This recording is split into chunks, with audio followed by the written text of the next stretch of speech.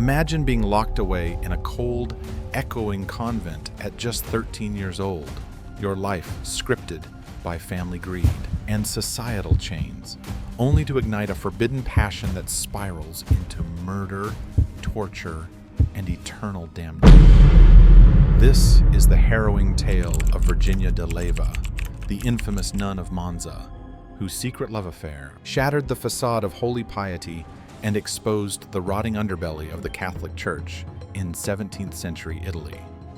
What began as a whisper of rebellion against oppression erupted into a scandal that horrified Europe, blending illicit romance with unspeakable cruelty and mysterious deaths.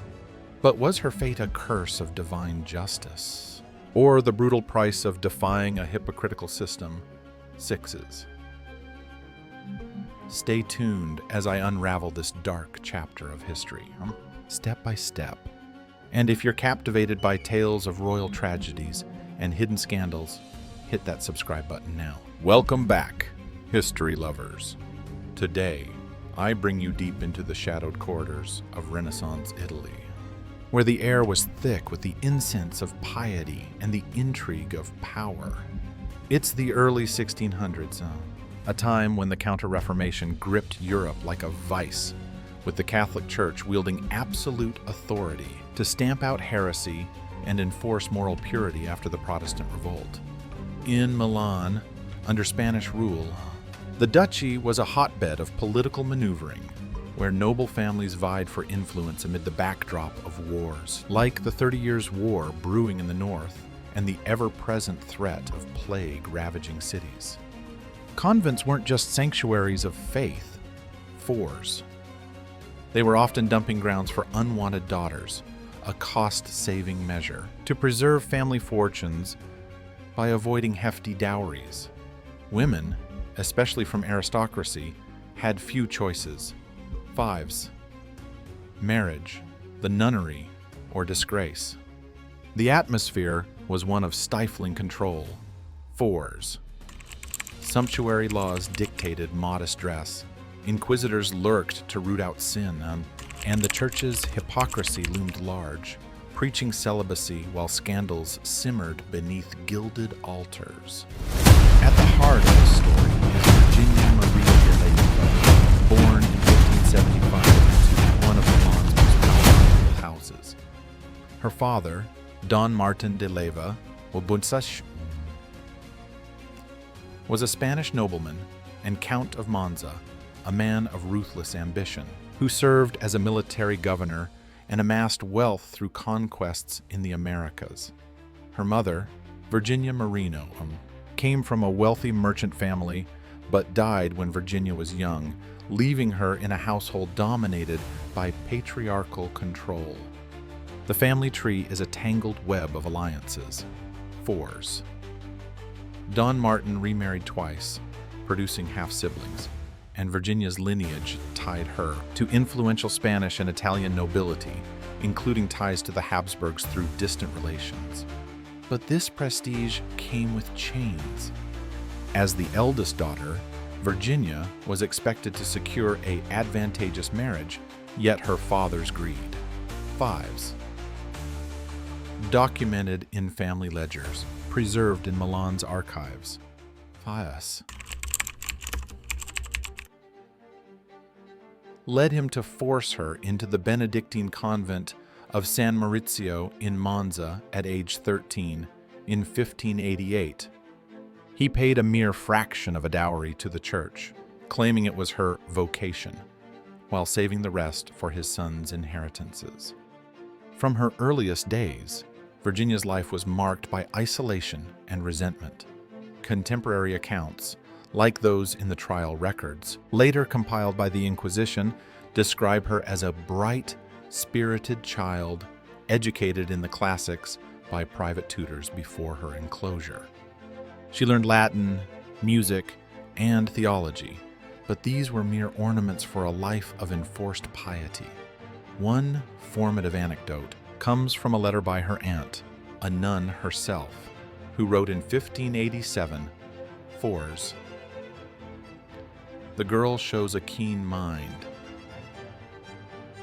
but her eyes betray a fire that the cloister may not quench. This foreshadowed the conflict to come. Even as a novice, Virginia chafed against the rules, as noted in convent chronicles that mention her willful demeanor during prayers. The convent itself was no serene haven force. It housed over 100 nuns from noble families, rife with petty rivalries and secret indulgences. Nuns often maintained private apartments, received visitors, and bent vows under the guise of piety. Common practice exposed to later reform. To build a fuller picture, let's turn to primary sources. The Promessi Sposi by Alessandro Manzoni. While fictionalized, draws heavily from historical documents like the 1608 trial transcripts, which I've cross-referenced with ecclesiastical records from the Archdiocese of Milan. These debunk the myth that Virginia entered willingly. Fours. Her father's correspondence with the bishop reveals coercion, stating, "She shall serve God as her station demands, freeing my estate from undue burden." Another key source is the diary of Cardinal Federico Borromeo, a reformer, who later investigated the scandal, noting the laxity in monastic discipline that allowed such tragedies. Historians like Giuseppe Ripamonti, Nesendre, in his 1641 Historia Patriae, describe the era's cultural norms. Fours. Women were seen as vessels of honor or shame, their bodies controlled. To preserve lineage purity, Virginia's early scandals were minor. Fives. Whispers of favoritism toward certain sisters. Fives. But they planted seeds of rebellion. As Ripamonti wrote, "In the silence of the cells, desires fester like untreated wounds." This oppressive environment, blending rigid faith with underlying corruption, set the stage for Virginia's downfall. Her intelligence, praised in Tudor's reports as exceptional for her sex, became a double-edged sword, fueling dreams of autonomy in a world that denied it. Even in her youth, the grim destiny whispered, "Whores, a life not chosen, but imposed." But as we'll see, this confinement would ignite a firestorm of passion and peril. Now, let's delve into the heart of Virginia's story, where forbidden desires clash with holy vows in a crescendo of secrecy and sin. By 1595, at age 20, Virginia had risen within the convent hierarchy. Fives. Not to power in the traditional sense, but to a position of influence as La Signora, the superior's assistant, overseeing education and discipline. This role, detailed in convent ledgers, gave her access to private quarters and visitors, a privilege that would prove fatal. Picture the opulent yet claustrophobic convent, force on stone walls adorned with frescoes of saints, and the constant toll of bells marking prayer hours, and the scent of beeswax candles mingling with hidden whispers in dimly lit corridors. The first key event unfolds in 1597, when Virginia meets Gianpaolo Ossio, a dashing nobleman and neighbor to the convent. Ossio, a widower with a reputation for violence. Fives, as having killed a rival in a duel. Fives, and was drawn to the nunnery's garden wall, where nuns conversed with outsiders through grates.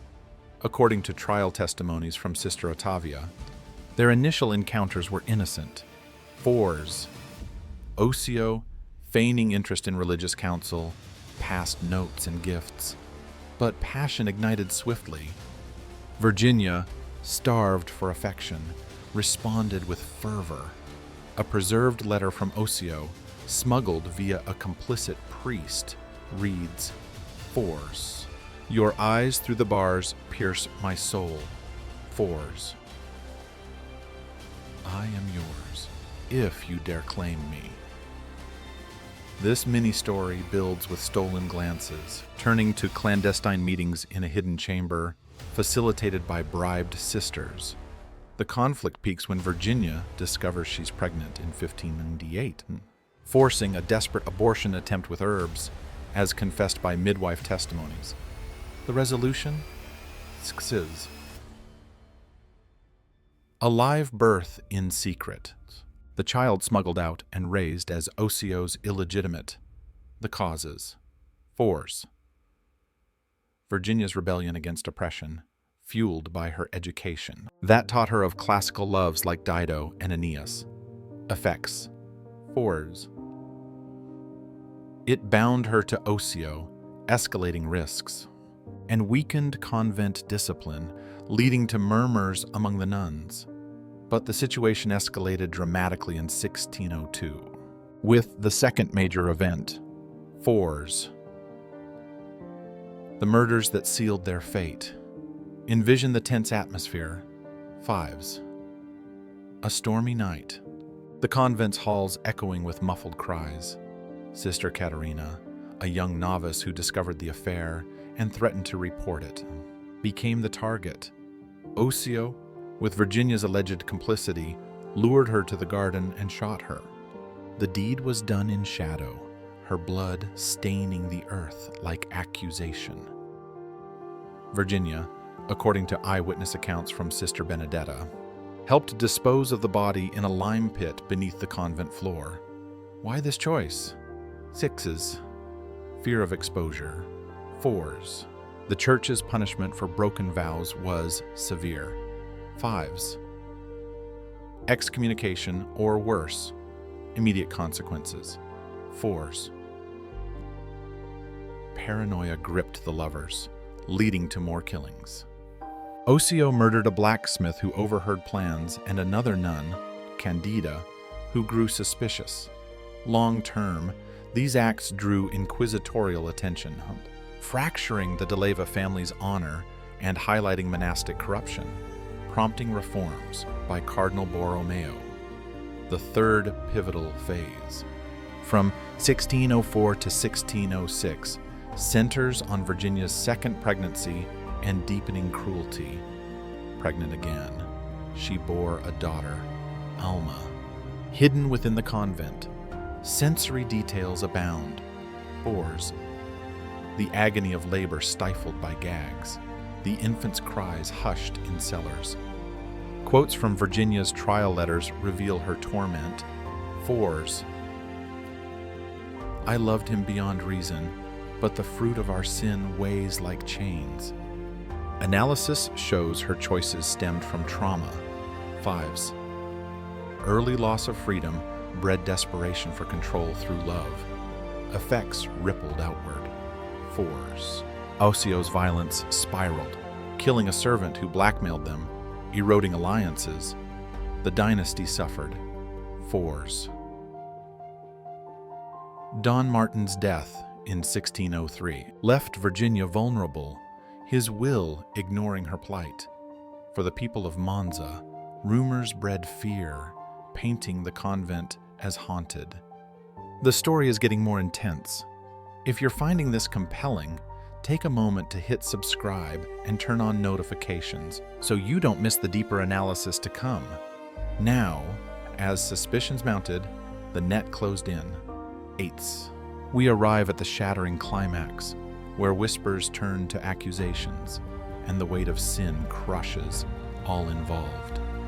By late 1606, anonymous letters reached the Inquisition detailing the affair and murders.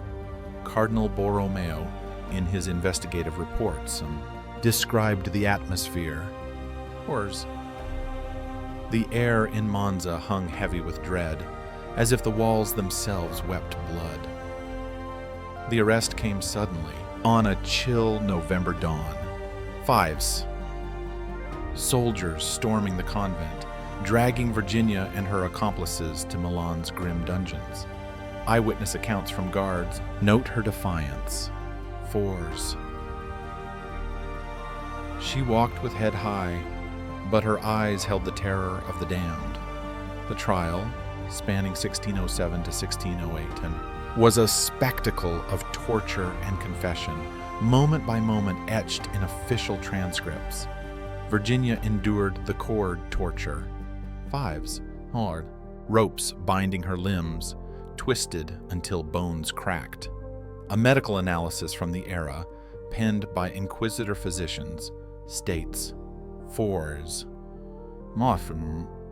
The subject's screams echoed through the chambers, yet she denied all until the third application.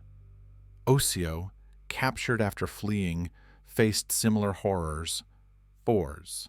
His coded letters confessed fours. Poison was considered for the witnesses, but firearms proved swifter. The psychological impact was profound. 5S. Virginia, once vibrant, descended into despair, her letters pleading for mercy. Fours. I am but a woman ensnared by love's deceit. Osseo was beheaded in 1608, his head displayed on the convent wall as warning. Mysteries abound, fueling conspiracies. Was Virginia truly complicit in the murders, or coerced by Osseo? Sixes. Evidence weighs against her. Fours. Sister Ottavia's testimony claims Virginia ordered the killings, but bias. Fives. Ottavia sought leniency. Fives. Casts doubt. Another theory. Fours. Church cover-up to protect noble reputations. Borromeo's diaries hint at suppressed evidence, noting influential hands stayed certain revelations. Debunking the myth of her innocence, as romanticized in literature. Trial forensics. 5S. Exhumed bodies showing gunshot wounds. 5S. Validate guilt. Yet, the curse rumor, spread by villagers, stems from plague outbreaks post-scandal, not supernatural forces. Virginia's sentence. Fours. Immured alive in a tiny cell at Santa Valeria Convent, a living death. For 14 years, until 1622, she endured isolation, emerging penitent. Contemporary accounts describe her resignation. Fours. Her flesh wasted, but spirit unbroken. Death came in 1650 at 75 from natural causes, her final words per hagiographic records. Fours. Forgive me, for I have sinned greatly. The tension builds slowly here. Fives. The endless days in darkness, the echo of regrets. Fives. Painting a portrait of utter despair. The ripples of Virginia's tragedy extended far beyond her cell, reshaping monastic life and exposing institutional flaws. In Milan, the scandal prompted stringent reforms. Fours. Mein Diasera. Convents adopted stricter enclosures, visitor bans, and oversight, as decreed by Borromeo in 1610 edicts. Nationally, it fueled anti-Spanish sentiment, tarnishing noble houses and contributing to unrest in Lombardy's 1628 uprisings. For the de Leyva dynasty, it was ruinous. Fives. Her siblings disowned ties. The family fortune dwindled, setting precedents for women's rights. In inheritance laws, albeit slowly, historically, Virginia's portrayal evolved. Fours. 17th century chronicles, like Ripamonti's, vilified her as a demonic temptress, reflecting misogyny. By the Romantic era, Manzoni's 1827 The Betrothed humanized her as Gertrude, a victim of oppression, influencing operas and novels. Modern media, like the 1969 film The Nun of Monza, sensationalizes the romance, often ignoring her agency. In reality, she was neither saint nor monster. Fives, a product of systemic abuse, her rebellion a cry for autonomy. In my view, the true tragedy wasn't just her fall, but the squandered intellect in a cage of convention, a cautionary echo of women's subjugation. What if Virginia had been free to choose her path? Fives.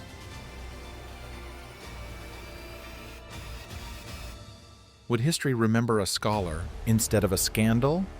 6.